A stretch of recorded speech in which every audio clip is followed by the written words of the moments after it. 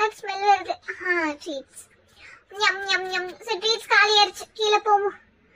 ஓ treats, நீ இல்லாம எப்படி வாழ போற treats? Oh treats. What mum what salary? நான் ஷாப்பிங் போறேன். Close the notification. நான் திங்ஸ் எல்லாம் பேக் பண்ண போறேன் இப்போ. பேக்கிங் வா. எடி உள்ள போ. எடி நீ உள்ள போ. ஏடிஎம்க்கு வந்துட்டோம். யாரும் இல்ல. சரி கார்டு இன்சர்ட் பண்ணுவோம்.